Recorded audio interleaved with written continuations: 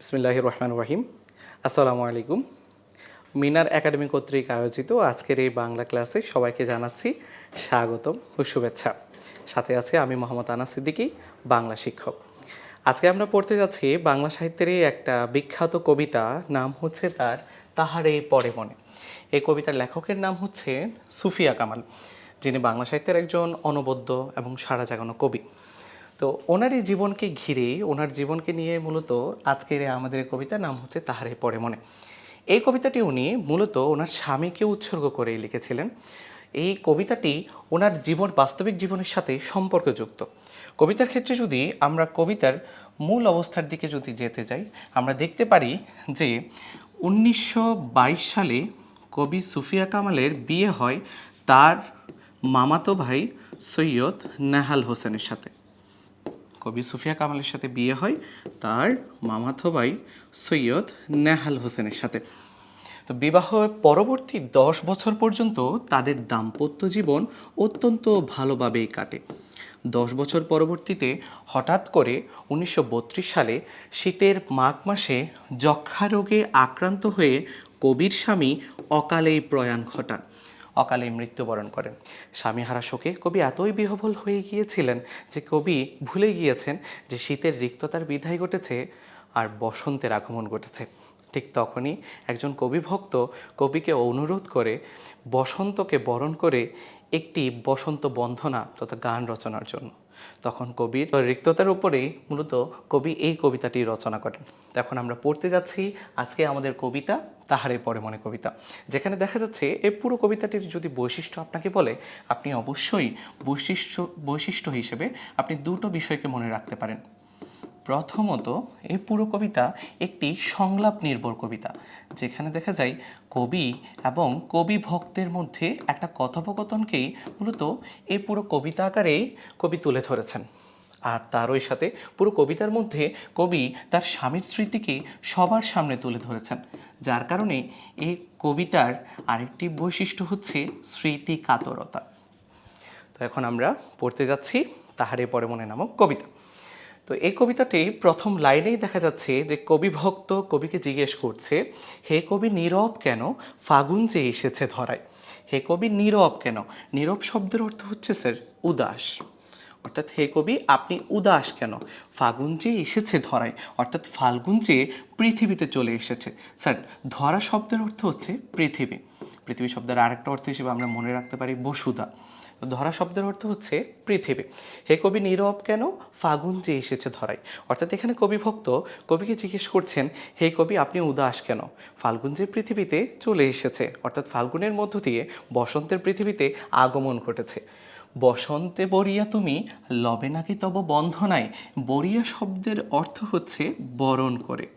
এখানে কবিভক্ত কবিকে জিজ্ঞেস করছে, বসন্তে বরিয়া তথা বসন্তকে বরণ করে লবে নাকি মানে নিবে নাকি, তব, তব শব্দের অর্থ হচ্ছে তোমার, বন্ধনা শব্দের অর্থ হচ্ছে গান। অর্থাৎ এখানে কবিভক্ত কবিকে জিজ্ঞেস করছেন যে বসন্তকে কি আপনি আপনার গান ধারা বরণ করে নেবেন না। তাহলে এখানে কবি বলছেন বসন্তে বরিয়া তথা বসন্তকে বরণ করে লবে নাকি মানে নিবে নাকি, তব শব্দের অর্থ হচ্ছে তোমার, তব শব্দের অর্থ হচ্ছে তোমার, বন্ধনা মানে হচ্ছে গান, বন্দনা শব্দের অর্থ হচ্ছে গান। তাহলে এখানে প্রথম দু লাইনে কবিভক্ত কবির কাছে জিজ্ঞেস করছে, হে কবি নীরব কেন, অর্থাৎ হে কবি আপনি উদাস কেন, ফাল্গুন যে এসেছে ধরাই, ফাল্গুন যে পৃথিবীতে চলে এসেছে, বসন্তে বরিয়া তুমি মানে বসন্তকে বরণ করে তুমি লবে নাকি মানে নিবে নাকি, তব শব্দের অর্থ হচ্ছে তোমার, বন্ধনা মানে হচ্ছে গান। অর্থাৎ কবিভক্ত এখানে কবিকে জিজ্ঞেস করছেন বসন্তকে কি আপনি আপনার গান ধারা বরণ করে নেবেন না। এই দুটো লাইনেই কবিভক্তেরই প্রশ্ন ছিল। অতঃপর এর পরবর্তীতে কবি মূলত কবি ভক্তকে উত্তর দিবে। তো এখানে কবি মূলত বলছে, কহিল সে স্নিগ্ধ আঁখি তুলি, এখানে কবি ভক্ত কবি সম্পর্কে বলছেন, কহিল সে স্নিগ্ধ আঁখি তুলি। স্নিগ্ধ আঁখি বলতে স্নিগ্ধ আঁখি শব্দের দুটো অর্থ আসবে। প্রথমত স্নিগ্ধ আঁখি দ্বারা বোঝাচ্ছে কবির মায়াবী চোখকে, কবির চোখ অত্যন্ত মায়াবী, তো এই কবির মায়াবী চোখকে মূলত স্নিগ্ধ আঁখি দ্বারা বোঝানো হচ্ছে। আবার এই জায়গায় এই স্নিগ্ধ আঁখি দ্বারা আরেকটা অর্থ আসে, এই অর্থের নাম হচ্ছে উৎসুক চাহনি। অর্থাৎ কবি কোনো কিছু জানতে চেয়ে কবি ভক্তের দিকে দেখেছিলেন, কবি ভক্তের দিকে চোখ তুলে দেখেছেন। তো তার জন্য বিদায় কবিকে উদ্দেশ্য করে কবি ভক্ত বলছেন কহিল সে স্নিগ্ধ আঁখি তুলি। অর্থাৎ কবি তার মায়াবী চোখ তুলে কবি ভক্তের কাছে কোনো কিছু জানতে চেয়ে দেখেছেন। তার পরবর্তী লাইনে মূলত এর পরবর্তী কয়েকটি লাইনেই কবি ভক্তকে কিছু কথা বলবেন। কবি বলছেন দক্ষিণ দুয়ার গেছে খুলি। দক্ষিণ দুয়ার শব্দের অর্থ হচ্ছে জানালা। দক্ষিণ দুয়ার শব্দের অর্থ হচ্ছে জানালা। মূলত এই প্রশ্নগুলো কবি ভক্তকে করছেন। দক্ষিণ দুয়ার গেছে খুলি, দক্ষিণ দুয়ার শব্দের অর্থ হচ্ছে জানালা। তার পরবর্তী লাইনে কবি ভক্ত থেকে জিজ্ঞেস করছেন বাতাবি নেবুর ফুল কি ফুটেছে, ফুটেছে কি আমের মুকুল। অর্থাৎ এই বাতাবি নেবুর ফুল বা আমের মুকুলের ফুল ফোটা মূলত বসন্তের আগমনী লক্ষণ। আমরা দেখতে পারি যে ঋতুরাজ বসন্ত যখন আমাদের এই ধরনীতে আগমন করে তখনই চারিদিকে বিভিন্ন গাছের মধ্যে ফুল ফোটে। তো এই জায়গায় কবি মূলত দুটো গাছের ফুলের কথা বলেছেন, যে ফুলগুলোর মধ্য দিয়ে বসন্তের আগমনী লক্ষণ প্রকাশ পেয়েছে কিনা তা জানার জন্য কবি ভক্তের কাছ থেকে প্রশ্ন করছেন। কবি ভক্তকে প্রশ্ন করছেন বাতাবি নেবুর ফুল কি ফুটেছে, ফুটেছে কি আমের মুকুল। তথা এই বাতাবি নেবুর ফুল আর আমের মুকুলের ফুলের মধ্য দিয়ে বসন্তের আগমন কি হয়েছে, বসন্তের আগমন। বাতাবি নেবু এবং আমের মুকুল যদি আপনাকে কখনো প্রশ্ন করে, আপনি বলবেন যে বসন্তের আগমনী প্রতীক। অর্থাৎ এখানে বাতাবি নেবুর ফুল আর আমের মুকুলের ফুল দ্বারা বসন্তের আগমনী প্রতীককে বোঝানো হচ্ছে। তার পরবর্তী লাইনে মূলত কবি ভক্তকে কবি জিজ্ঞেস করছেন দক্ষিণা সমীর তার গন্ধে গন্ধে হয়েছে কি অধীর আকুল। এখানে স্যার দক্ষিণা মানে হচ্ছে দক্ষিণ, সমীর শব্দের অর্থ হচ্ছে বাতাস। অর্থাৎ দক্ষিণের বাতাসে এই বাতাবি নেবু এবং আমের মুকুলের ফুলের সুবাস কি চারিদিকে ছড়িয়ে পড়েছে। এই প্রশ্নগুলো মূলত কবি করেছেন কবি ভক্তকে। আমরা আগেই বলেছিলাম যে এই পুরো কবিতার বৈশিষ্ট্য হচ্ছে সংলাপ নির্ভর কবিতা, যার কারণে এখানে কিছু কথা কবির থাকবে, আবার কিছু কথা কবি ভক্তের থাকবে। তো এই জায়গায় মূলত কবি প্রশ্ন করেছিল দক্ষিণ দুয়ার গেছে খুলে, অর্থাৎ জানালা কি খুলে গিয়েছে কিনা, বাতাবি নেবুর ফুল কি ফুটেছে, ফুটেছে কি আমের মুকুল, অর্থাৎ বাতাবি নেবুর ফুল আর আমের মুকুলের ফুলের ফোটার মধ্য দিয়ে বসন্তের আগমনী প্রতীক কি প্রকাশ পেয়েছে কিনা, এবং তারই সাথে দক্ষিণা সমীর অর্থাৎ দক্ষিণের বাতাস তার গন্ধে গন্ধে, অর্থাৎ এই ফুলগুলোর সুবাস ধারা হয়েছে কি অধীরাকুল তথা চারদিকে কি ছড়িয়ে পড়েছে, তার কথা এখানে মূলত কবি ভক্তের কাছ থেকে জিজ্ঞেস করছেন। এর পরবর্তীতে কবি ভক্ত কবিকে উত্তর দিবেন। কবি ভক্ত বলছেন এখনো দেখনি তুমি, অর্থাৎ হে কবি আপনি কি এখনো দেখেননি, কহিলাম মানে কবি ভক্ত কবিকে বলছেন কেন কবি আজ এমন উন্মাননা তুমি, অর্থাৎ আজকে আপনাকে দেখতে এত পাগল প্রায় দেখাচ্ছে কেন, হতাশ দেখাচ্ছে কেন, কেন কবি আজ এত উন্মাননা তুমি, অর্থাৎ আজকে আপনাকে দেখতে এত উদগ্রীব দেখাচ্ছে কেন, হতাশ বা পাগল প্রায় দেখাচ্ছে কেন। কোথা তব নব পুষ্প সাজ, অর্থাৎ আপনার নতুন বসন্তের সাজ তথা নতুন ফুলের সাজ কোথায়। কোথা তব, তব শব্দের অর্থ হচ্ছে স্যার তোমার, তব শব্দের অর্থ মনে রাখবেন তোমার, নব মানে বোঝাচ্ছে এখানে নতুন, পুষ্প সাজ বলতে ফুলের সাজ, মূলত বসন্তের সাজে আপনি মনে রাখতে পারেন যদিও বা, ঠিক আছে। তাহলে পুষ্প সাজ মানে আমরা ফুলের সাজ মনে রাখতে পারি, পাশে লিখে রাখতে পারি বসন্তের সাজ। পুষ্প সাজ শব্দের অর্থ হচ্ছে ফুলের সাজ তথা আমরা এখানে মনে রাখতে পারি বসন্তের সাজ। পুষ্প সাজ বলতে এখানে বুঝতে পারছি ফুলের সাজ তথা আমরা মনে রাখতে পারি বসন্তের সাজ। তো এই জায়গায় মূলত কবি ভক্ত কবিকে জিজ্ঞেস করছেন এখনো দেখনি তুমি, অর্থাৎ আপনি কি এখনো পর্যন্ত দেখেন নাই, কহিলাম কবি ভক্ত কবিকে জিজ্ঞেস করছে কেন কবি আজ এমন উন্মাননা তুমি, অর্থাৎ আজকে আপনাকে দেখতে এত পাগল প্রায় দেখাচ্ছে কেন, কোথা তব নব পুষ্প সাজ, আপনার বসন্তের নতুন ফুলের সাজ কোথায়। তো এই জায়গায় মূলত কবি ভক্ত কবিকে জিজ্ঞেস করছেন এই প্রশ্নগুলো। তো এর পরবর্তীতে মূলত কবি এখানে দেখাচ্ছেন, এর পরবর্তীতে কবি অনেকটা দূরের দিকে দেখে বলবেন। কবি এখানে বলছেন কবি ভক্ত কবির সম্পর্কে বলছেন কহিল সে সুদূর চাহিয়া, কবি আবার অনেক দূরের দিকে দৃষ্টিপাত করে বলছেন অলোকের পাথার বাহিয়া, অলোক শব্দের অর্থ হচ্ছে স্যার সমুদ্র, দুঃখিত স্যার এটা কি এ করা যাবে কাটেন, আচ্ছা ঠিক আছে সমস্যা নেই। তাহলে স্যার আবার একটু শুরু থেকে যাচ্ছি। আচ্ছা তাহলে কহিল সে সুদূর চাহিয়া, কবি এবার অনেক দূরে দেখে বলছেন অলোকের পাথার বাহিয়া। স্যার অলোক শব্দের অর্থ হচ্ছে দৃষ্টিগোচর, অর্থাৎ এমন বিশাল একটি প্রান্তর যার অপর পার্শ্ব পর্যন্ত আমাদের চোখ যায় না, এমন একটি প্রান্তরকে আমরা দৃষ্টিগোচর বলছি, অর্থাৎ যার অপর পার্শ্ব পর্যন্ত চোখ যাবে না তাকে আমরা বলবো অলোক। তাহলে স্যার এখানে কবি ভক্তকে কবি বলছেন, কবি জবাব দিচ্ছেন অলোকের পাথার বাহিয়া। অলোক শব্দের অর্থ হচ্ছে দৃষ্টিগোচর, পাথার শব্দের অর্থ হচ্ছে স্যার সমুদ্র। পাথার শব্দের অর্থ হচ্ছে সমুদ্র, অর্থাৎ দৃষ্টিগোচর করা বিশাল সমুদ্র পার করে। এখানে মূলত কবি ভক্তকে কবি বলছেন অলোকের পাথার বাহিয়া, অর্থাৎ দৃষ্টিগোচরহীন বিশাল সমুদ্র পার করে তরি তার এসেছে কি। তরি বলতে এখানে কবি ব্যক্ত করছেন বসন্তের নৌকা, অর্থাৎ বসন্তের নৌকার আগমন কি ঘটেছে, তথা বসন্তের আগমন কি ঘটেছে কি না কবি এখানে কবি ভক্ত থেকে জিজ্ঞেস করছেন। কবি বলছেন তরি তার এসেছে কি, বেঁচেছে কি আগমনী গান, অর্থাৎ কেউ কি বসন্তকে বরণ করে কোনো গান রচনা করেছে, ডেকেছে কি সে আমারে। অর্থাৎ এখানে কবি আবারও জিজ্ঞেস করছেন, কবি ভক্তকে জিজ্ঞেস করছেন যে এই জায়গায় কবিকে কি বসন্ত ডেকেছে কিনা, অর্থাৎ বসন্ত বরণের ক্ষেত্রে কবিকে কেউ ডেকেছে কিনা, কবিকে বসন্ত স্মরণ করেছে কিনা।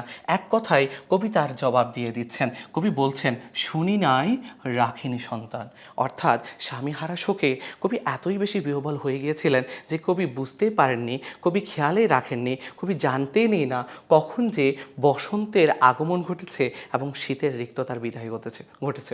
যার জন্য কবি এখানে বলছেন শুনি নাই রাখিনি সন্তান, অর্থাৎ এখানে কবি বসন্তের প্রতি অবহেলা করেছেন বিদায় কবি জানতেনই না যে কখন যে বসন্তের আগমন ঘটেছে আর শীতের বিদায় ঘটেছে। তো তার জন্য কবি বলছেন শুনি নাই রাখিনি সন্তান। তো এর পরবর্তীতে কবি ভক্ত মূলত কবিকে আবার অনুরোধ জানাবে অন্তত এবার হলো একটা বসন্তকে নিয়ে গান রচনা করার জন্য।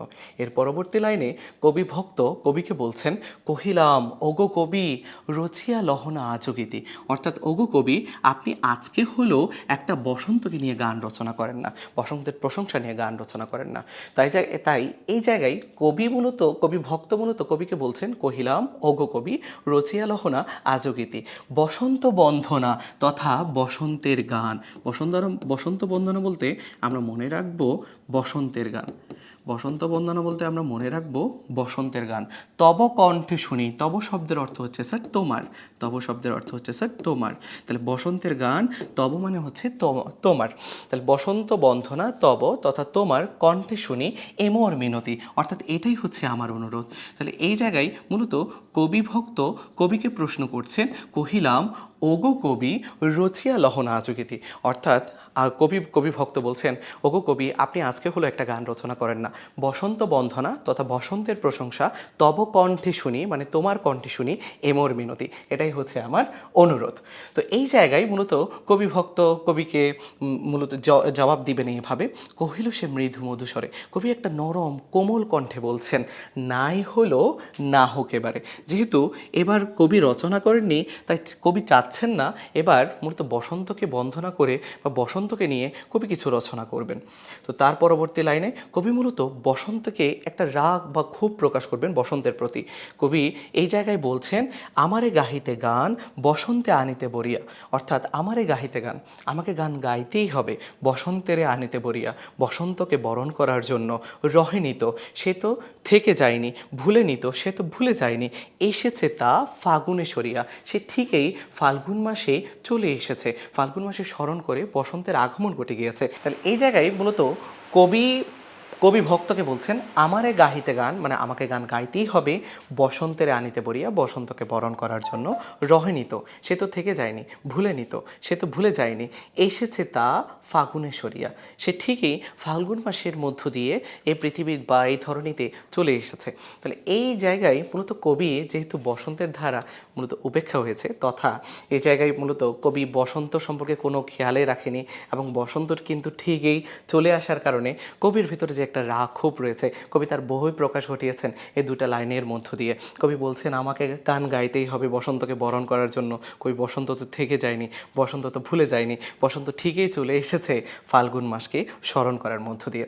তো তার পরবর্তীতে মূলত কবিভক্ত কবিকে বলছেন কহিলাম, কবিভক্ত কবিকে বলছেন ওগো কবি অভিমান করেছো কি তাই, অর্থাৎ ওগো কবি আপনি কি রাগ করেছেন, যদিও এসেছে তবুও তুমি তার করিলে বৃথাই, অর্থাৎ যদিও চলে এসেছে তারপরও আপনি তাকে উপেক্ষা করছেন, আপনি তাকে ব্যর্থ করছেন। এখানে বৃথা বলতে উপেক্ষা বোঝাচ্ছে, অর্থাৎ ফাল্গুন মাস যদিও কবিকে না জানিয়ে চলে আসার পরও কবি এই ফাল্গুন মাসকে মূলত গ্রহণ করে, বা কবি এই ফাল্গুন মাসকে মূলত বরণ করে কোনো গান রচনা না করাতেই কবির যে উপেক্ষা রয়েছে তা মূলত কবি ভক্ত এ লাইনের মধ্য দিয়ে ব্যক্ত করছেন। কবি ভক্ত বলছেন যদিও এসেছে তবু তুমি তারে করিলে বৃথাই, অর্থাৎ যদিও ফাল্গুন মাসের আগমন ঘটেছে কিন্তু আপনি তাকে বরণ না করে আপনি তাকে উপেক্ষা করছেন। তো তার পরবর্তীতে কবি বলছেন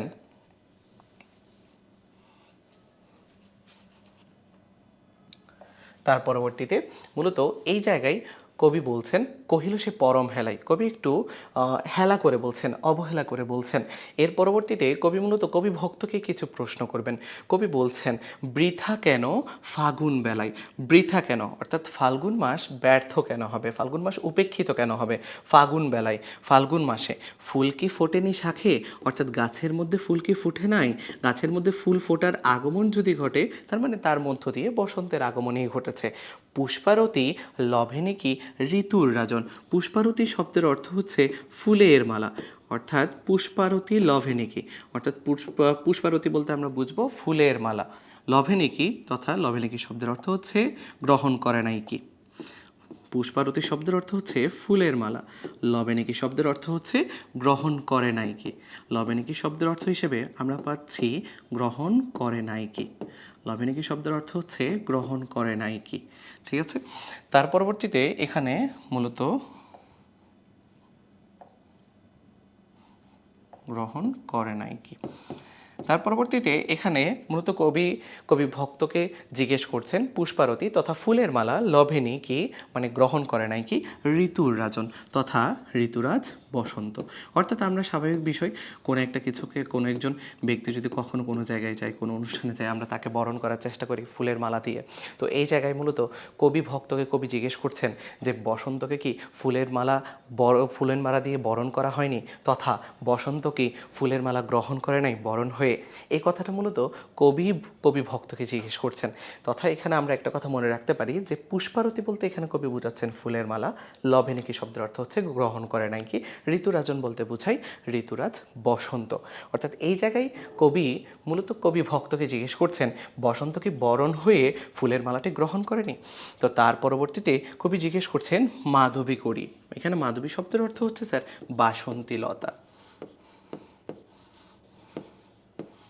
বাসন্তী লতা, মাধবী কুড়ির বুকে গন্ধ নাহি, অর্থাৎ মাধবী ফুলের মধ্যে কি কোনো ধরনের গন্ধ নেই বা সুগন্ধি বা সুঘ্রাণ নেই, করে নাই অর্ঘ্য বিরোচন, অর্থাৎ এই ফুলটি কি কাউকে কি উপহার দেওয়া যাচ্ছে না, অর্থাৎ এখানে অর্ঘ্য বিরোচন শব্দের অর্থ হচ্ছে স্যার উপহার দেওয়া তথা জলাঞ্জলি দেওয়া বুঝায় আর কি। তাহলে এখানে মূলত করে নাই অর্ঘ্য বিরোচন শব্দের অর্থ দ্বারা করে নাই অর্ঘ্য বিরোচন দ্বারা বোঝানো হচ্ছে উপহার দেওয়া। তো এই জায়গায় কবি ভক্তকে জিজ্ঞেস করছে মাধবী কুড়ির বুকে গন্ধ নাহি তথা বাসন্তী লতা তথা বাসন্তী ফুলের বুকে কি সুভাষ বা সুঘ্রাণ কি নেই, করে নাই কি অর্ঘ্য বিরোচন, অর্থাৎ এই ফুল ধারা কি কাউকে কি উপহার দেওয়া যাচ্ছে না বা এই ফুলের সুভাষ কি গ্রহণ করা যাচ্ছে না, এই জিনিসটা মূলত কবি ভক্তকে কবি জিজ্ঞেস করলেন। তার পরবর্তী লাইনে মূলত কবি ভক্ত কবিকে বলছেন হোক তবু বসন্তের প্রতি কেন এই তব তীব্র বিমুখতা, হোক যা হওয়ার হোক তবু বসন্তের প্রতি, তারপর আপনার বসন্তের প্রতি কেন এই তব শব্দের অর্থ হচ্ছে তোমার, আমরা বারবার বলি তব শব্দ দ্বারা সবসময় বোঝাই তোমার, ঠিক আছে। তীব্র বিমুখতা শব্দের অর্থ হচ্ছে উপেক্ষা, অর্থাৎ এখানে কবি ভক্ত কবির কাছে জিজ্ঞেস করছে যা হওয়ার হোক তারপরও আপনার বসন্তের প্রতি কেন এই তীব্র বিমুখতা তথা তীব্র উপেক্ষা। তার পরবর্তীতে আমরা দেখছি যে কহিল সে কাছে সরিয়াছি তথা কবি ভক্তের কাছে গিয়ে বলছেন কুহিলি উত্তরী তলে মাঘের সন্ন্যাসী, অর্থাৎ এই জায়গায় মূলত কবি কবি ভক্তকে বলছেন কোহিলী উত্তরিতলে মাঘের সন্ন্যাসী। এই লাইনটা স্যার সবচেয়ে বেশি ইম্পর্ট্যান্ট এই কবিতার মধ্যে। এই লাইন থেকে প্রায় সময় অনুধাবনমূলক প্রশ্ন আসে, অথবা বিভিন্ন সৃজনশীলের ক খ এ ক এর ক্ষেত্রে, বেশিরভাগ ক্ষেত্রে ক এর ক্ষেত্রে বা বিভিন্ন এমসিকিউর ক্ষেত্রে শব্দের অর্থ হিসেবে এসে থাকে। তো এই জায়গায় মূলত কবি বলছেন কোহিলী উত্তরিতলে মাঘের সন্ন্যাসী, তথা কোহিলী শব্দের অর্থ হচ্ছে স্যার কুয়াশা। আমরা মনে রাখবো কোহিলী শব্দের অর্থ হচ্ছে কুয়াশা। উত্তরী শব্দের অর্থ হচ্ছে স্যার চাদর। উত্তরী শব্দের অর্থ হিসেবে আমরা পাচ্ছি চাদর। উত্তরী শব্দের অর্থ হিসেবে আমরা পাচ্ছি চাদর। মাঘের সন্ন্যাসী, মাঘের সন্ন্যাসী দ্বারা কবি বোঝাচ্ছেন শীতের রিক্ততা, তথা শীতের মধ্যে যে কবির শূন্য অবস্থা, খালি অবস্থা, এটাকে এই কবি ব্যক্ত করছেন বারবার। তো এখানে কবি বলছেন কোহিলী উত্তরিতলে মাঘের সন্ন্যাসী, তথা কুয়াশার চাদরে ঢাকা শীতের রিক্ততার মধ্যেই কবির হৃদয় এখনো পর্যন্ত পড়ে আছে। কবি নিজেকে মনে করছেন কবি এখনও সেই কুয়াশার চাদরে ঢাকা শীতের শূন্যতার মধ্যে কবি এখনো পর্যন্ত নিজেকে নিমজ্জিত রেখেছেন, যার জন্য কবি বলছেন কোহিলী উত্তরিতলে মাঘের সন্ন্যাসী, তথা কুয়াশার চাদরে ঢাকা শীতের রিক্ততার মধ্যেই কবির হৃদয় এখনো পর্যন্ত পড়ে আছে। তো তার পরবর্তীতে কবি পরবর্তীতে তার স্বামী সম্পর্কে বর্ণনা দিতে গিয়ে কবি বলছেন গিয়াছে চলিয়া ধীরে পুষ্পশূন্য দিগন্তের পথে। অর্থাৎ কবি এখন এমন একটা পথে নিজেকে হারিয়ে ফেলেছেন, দুঃখিত, কবি গিয়াছে চলিয়া ধীরে পুষ্পশূন্য দিগন্তের পথে, তথা এই জায়গায় কবি ব্যক্ত করতে যাচ্ছেন যে কবির স্বামী এমন একটা পথে হারিয়ে গিয়েছেন যেখানে কোনো ফুল নেই। কবির স্বামী অসীম আকাশে অনন্তের মধ্যে হারিয়ে গিয়েছেন। পুষ্পশূন্য দিগন্ত বলতে এখানে অনন্ত বোঝানো হচ্ছে, অনন্ত অসীম কালের মধ্যে হারিয়ে গিয়েছেন যেখানে কোনো ধরনের ফুল নেই।